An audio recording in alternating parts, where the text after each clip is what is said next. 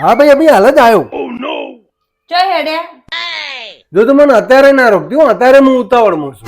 મેં તો તમને રોક્યા, હું તો ખાલી પૂછું છું કે તમે ચો જો છો. મારા ભાઈબંધનો ફોન આવ્યો હતો, એના દાદી એક્સપાયર થઈ ગયા છે એટલે મારે જવું પડશે. અલ્યા હારું જો તાર જે હોય મને ફોન કરીને કહેજો.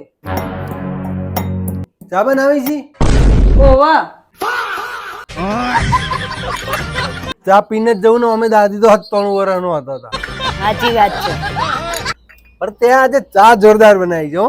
ચા તો જોરદાર બને ને. આ તો બાપુની ચા છે. બાપુની ચા? હા બાપુની ચા એકદમ કડક અને સ્વાદિષ્ટ. જો મિત્રો તમે એકવાર આ ચા પીશો તો બીજી બધી ચા ભૂલી જશો. બાપુના નામ પ્રમાણે બાપુની ચા પણ મસ્ત છે. અમે તો મંગાવીને પીવાની શરૂ કરી દીધી. તમે પણ તમારા ઘરે મંગાવીને શરૂ કરી દો.